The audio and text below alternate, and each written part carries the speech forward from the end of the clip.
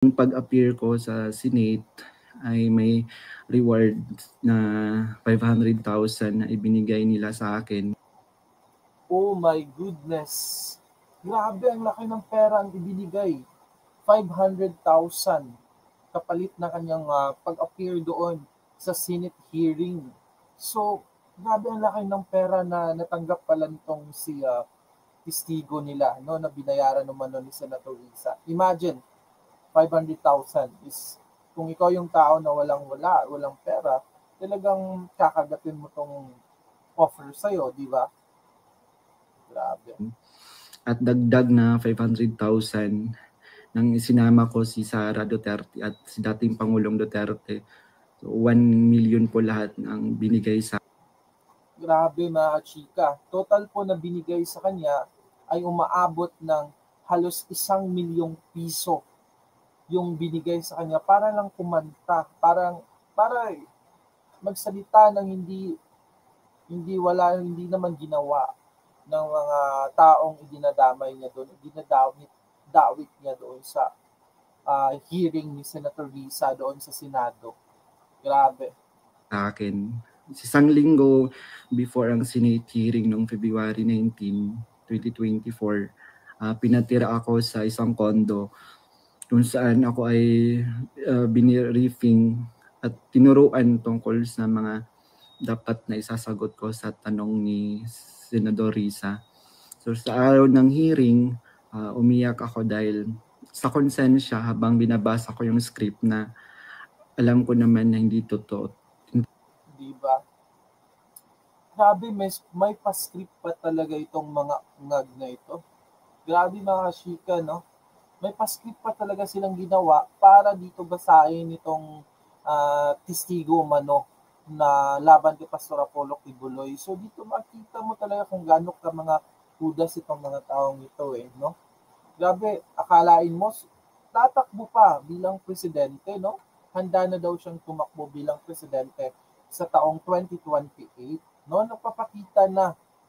Oh my God, mga kachika. Please thumbs up po kung nakikinig po kayo ngayon at nakanood po kayo ngayon, mga kachika. Magpintuan muna tayo. I-share nyo po itong live natin. Panoorin pa natin. Hindi totoo at hindi ginawa ni Pastoro ng Kingdom. Pagkatapos ng hearing, tinago ako ni Sen Risa sa kanyang condo sa Manila at inutusan na maghanap pa ng ibang pwedeng maging witness kapalit ng pera dahil may mga susunod pang hearing. Sa buong taon ng 2024, nanirahan ako sa condo ni Sen Risa at nung January 2025, lumipat ako pansamantala sa isang safe house kung saan nakasama ko doon sina Mutabato at iba pang mga biktima ng extrajudicial killings. So sa bawat research Diba mga kachika, may pa extrajudicial killings pa talaga mga kachika no, dito sa sinabi niya. So, yung mga, dito pa lang no, malalaman natin, yung mga taong nagsampa ng kaso sa ICC, no, sa ICC para idiin itong si Tatay Digong, PRRD, ay talagang baka konektado rin to dito mga kachika. No? Kasi kita mo naman, binayaran nga eh. Diba? Itong taong ito, binayaran nga, mahilig sila magbayad. No? Kasi marami silang pera. Saan galing yung perang pinagbabayad nila? Ha? Saan galing yon? sa Senado, nakakatanggap ako ng rewards na 12,000 na ibinibigay ni Sen Risa sa pamamagitan ng kanyang staff na si Sir Ryan. So, sa kabilang sa mga na-research ko, nagawa kong research, yung inimbentong Angel of Death daw ng Kingdom na inimbento ni alias Jackson, si Edward Masayo. Oh my God, pati yung, grabe, pati yung Angel of Death na sinasabi noon, di ba, makikita nyo sa news noon, pati yun pala ay gawa-gawa lang din, mga kachika. According sa kanya. According sa nagsabi nitong testigo. Sabi naman itong pinagagawa nila. Kabilang doon yung na-research ko yung mga member at yung mga general na nag-courtesy call kay Pastor. Nung August 29, 2024, nag-dinner meeting kami nila Blenda Portugal alias Amanda kasama ang kanyang legal team na sina Attorney Joanna Paula Domingo at ng Office of the Special Assistant to the President at si Attorney Ian Interina at yung kasama yung abogado ko na si Attorney Ange May Bagudio sa isang hotel sa Quezon City. Pinagplano nila kung paano idiin ang kaso ni Pastor at ininggan akong mag-file ng kaso. Sabi ni Attorney Domingo na mas maganda mag-focus kami sa human trafficking dahil mahina ang kaso sa sexual abuse. Grabe. May nag-advise pa talaga sa kanila, no, na gawin ito yung dapat gawin, magsampa ng kaso. Diba dito mga chika, nakakagalit po talaga. Sobrang nakakainis yung ginagawa.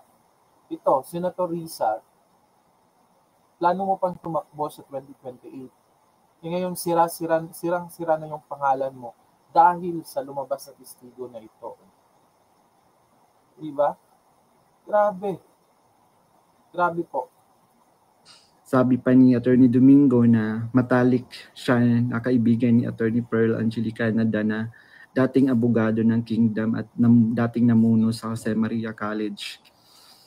Ayon sabi ni Attorney Domingo, sabi sa kanya ni Pearl na umalis na sila sa Kingdom at alagaan mo daw si Amanda at siya na ang humawak ng kaso laban kay Pastor. Kasamang kanyang kapatid na si Attorney Lady Jade Canada at si Shishir Bandari sa US na nabanggit ko na kumontak sa akin upang siraan si Pastor. Dagdag pa ni Attorney Domingo na gumagamit sila ng private jet mula kay Secretary Antonio Lagdameo papuntang Davao para sa kaso ni alias Amanda dahil sabi ni Attorney Domingo, ito ay para sa seguridad nila sapagkat may natatanggap daw silang security threat. Noong mga panahong iyon, nagkaroon din kami ng pag-uusap ni alias Amanda, si Brenda Portugal, kung saan tinanong ko siya tungkol sa kalagayan ng kanyang kaso sa sexual abuse at human trafficking. Sinabi niya sa akin na mahina daw talaga yung kaso sa sexual abuse sa Pasig at gusto niyang sumuko. Kaya lang may mga nagsusulsul daw sa kanya na ituloy pa rin yung kaso. Nakiusap niya lang siya sa akin na tulungan. So possible po, Norita Fermin, iniba na naman ang issue para i-divert yung ka Comelec Garcia tapos ito ang pag-usapan sa Kibuloy. So pwede naman pong hindi ibayin yung topic, no? Which is ito ngayon, lumabas nga po ito siya. Meron din po itong point, no? Kung hindi natin alam kung plano or ano, pero una pa lang dito madidiin talaga si Senator Risa Hontiveros dito, mga kachika. Ewan ko na lang po. Shoutout po sa inyong lahat. Ewan ko na lang po talaga.